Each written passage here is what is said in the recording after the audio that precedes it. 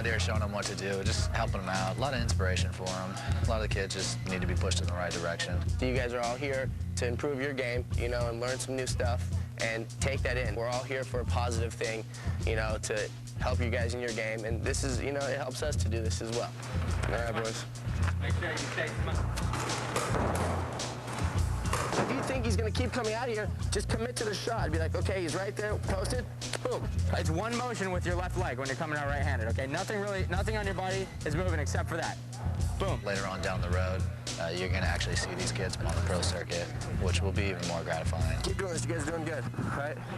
Well, Jamie Little is with Paul Kane, who is down a game to Dynasty, and he knows all about the Dynasty superpower.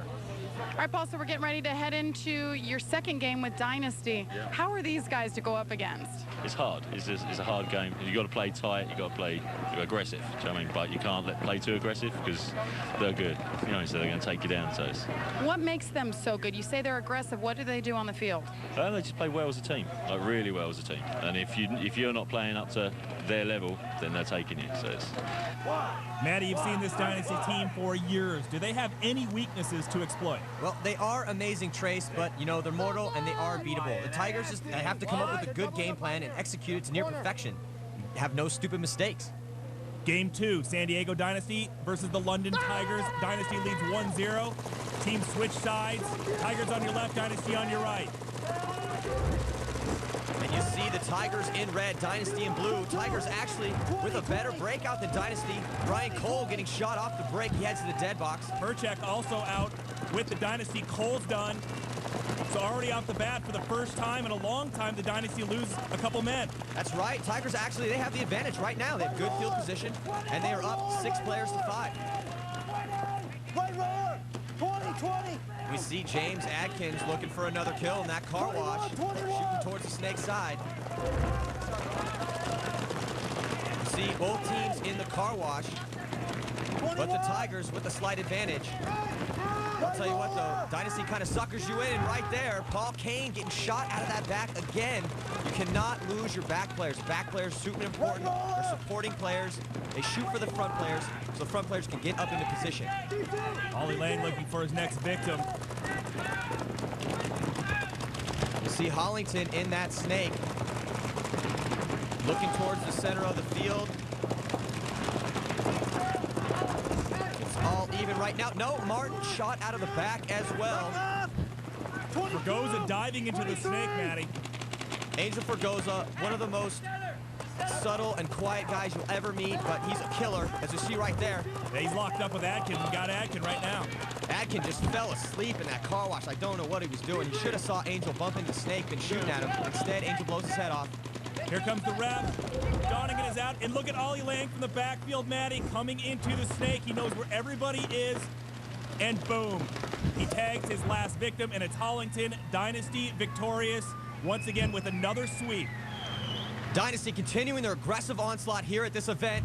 And we see Angel Fergoza, after diving in the snake, shoots Adkin in the chest about 4 or 5 times. We see Adkin here with this reaction. Oh. And Oliver Lang finishing off Hollington, the last Tiger player in the snake. Game over. Dynasty notching 2 more wins here against the Tigers to push them to a total of 4 as they top the standings. Canes and Dogs looking to keep pace, and they will face each other in our next matchup. Canes beating the Orange County Bushwackers in the first round of our round robin, but they are facing a tough Naughty Dog squad led by Captain Rocky Newth and his brother Raymond. Also Hector Cordona, an outstanding all-around player for Portland. For the Canes, it's all about the Mayer brothers, Tim and Scott, and Nick Foglia, another player to watch for. This is Paintball's youngest pro team. Trace, both these teams look solid in round 1. I love the way the Hurricanes came into this tourney with a nothing-to-lose attitude, but the Dogs' extensive experience gives them the edge in this matchup. New England Hurricanes versus the Portland Naughty Dogs. Game 1, Canes on your left, Dogs on the right. Tyler McCluskey flying up to that center car wash. Tyler McCluskey, one of the most athletic players in the Dogs. We see the Dogs much better field position off the break. Both teams still 7 strong. Dogs have already lost a back player. It's Corey Field. He's done 7-6 Canes. That's a huge loss. Corey Field playing stellar so far in this event. Trevor Hawking trying to shoot DeBillis as he gets across to the Dorito. And Landry, he's out right next to him, 6'6". See the Naughty Dogs loading up here in the Snake. They'll probably try to move up the field on that side, Maddie. That's right. Naughty Dogs, they have better field position right now, even though it's 6-on-6 still. Alderman holding down the Dorito for the Dogs. You know, the Hurricanes have been playing so aggressive. I really expect them to be making some big moves here from the middle part of this game. Bernacchi in the Snake, holding his own against the barrage of Naughty Dog firepower. Bernacchi takes out Razan in that vicious Snake battle. That Snake side is so important. You just cannot lose your gun battles in there. And another battle in the making. Smack-talking Thomas Mantoni in the car wash, locking horns with Rocky Newt. Oh, and he takes out Rocky. Rocky got one right to the eyepiece there. And the kid takes down the vet, 6'4" Canes. You know, Thomas Mantoni, he talks a lot of smack, but he definitely brings some game. We see Bernacchi here in the Snake, trying to battle across field, and he takes a shot. Bernacchi is hit at the Snake, 5'4" Canes. This is shaping up to be a good battle, Maddie. It's seesaw back and forth. The Hurricanes being very aggressive. Naughty Dogs, very good gunfighters. Maddie, there's Hector Cordona below the back can. And Hector thinks he got him. And he did. He gives him a little wave. Bye, DeBillis. Have fun in the dead box. 4 apiece. Awesome match. It's all tied up right now. 4 apiece. Big move into the Snake. I think he might have just got shot on his foot on the slide in. And Mantoni puts his artwork on Trevor Hawking. Dogs at 1 more down than the Canes. Hawking just trying to make something happen. Oh, McCluskey gets shot out of the car wash as well. Things are not good for the Naughty Dogs right now. Canes moving up, making the charge. I'll tell you what, the Hurricanes normally making super aggressive moves, but they're winning this game on the strength of their gunfighting right now. And they get Chris Alderman. So the Dogs only with 1 left. Hector Cordona in the back. And they get Cordona. The New England Hurricanes take down the #1 seed, Maddie, in game 1. Cordona thought he shot someone there at the end, but it really didn't matter. He's facing 4 Hurricane players. We see Rocky Newt. Boom! Wears one right in his eyepiece. Rocky just spent a little bit too much time over that bunker. And we see Foglia running down Hector there at the end of that game. Getting pummeled right there. Let's check in with Jamie. Way to go. That was quite the battle. Take us through. Yep, no, it was a tough battle against the Naughty Dogs. We've been playing them all year. It's been going back and forth. We took it to them today, though, hopefully. Quarterfinals, this is the first loss for the Naughty Dogs. How'd you guys get it done?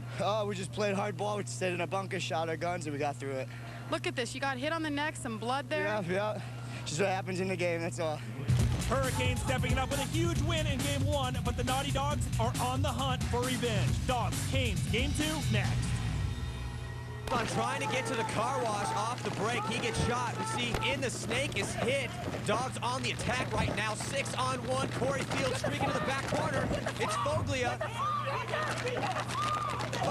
Trace Worthington with Maddie Marshall and Jamie Little getting set for the first game between the Stockholm Joy and the Orange County Bushwackers. Ron Kilborn, the owner and coach, and Big Daniel Lee, always a menace on the field for the OC, and all the way from Sweden, the Stockholm Joy. Alex, the Joy are going to look to exploit a relatively young Bushwhacker squad. You know, Trace, the Bushwhackers have been around as a team for years, and they're always picking up young talent and turning them into superstars, but that's what Ron Kilborn's all about, bringing up the youth. So here we go, Orange County Bushwhackers versus the Stockholm Joy, game 1. We have a young, aggressive team in the Bushwhackers, seasoned veterans on Joy Field. Still a lot of men on the field for both teams. Joy up 1, though. Both teams are playing really smart right now. Very conservative, but very smart. Lundqvist at the backhand. Hey, I got you inside. Oh, Lundqvist and Predu both shot at the same time. Bushwhackers down to 5 players. Joy only down 1. You see Mellis Melgren in that back corner.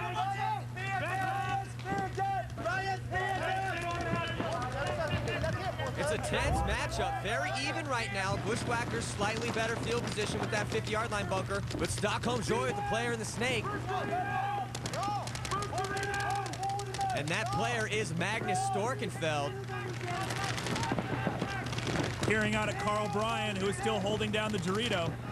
Kyle Bryan shooting over his player's head right now.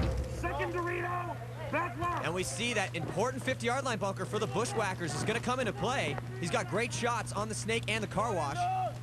stopping that snake player from advancing. That's the advantage of getting a guy up that far. There's Storkenfeld again. Yeah, Storkenfeld, he can't go anywhere right now because that 50-yard line bunker has got him. If he tries to move up, the 50-yard line bunker's got a great shot on him.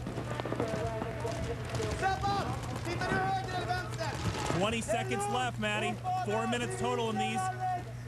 Stockholm Joy is winning this game right now. They're up 6-5, under 15 seconds. All they have to do is just stay alive in those bunkers, and they win this first game. Miami, where the growth explosion of paintball can be felt in full force.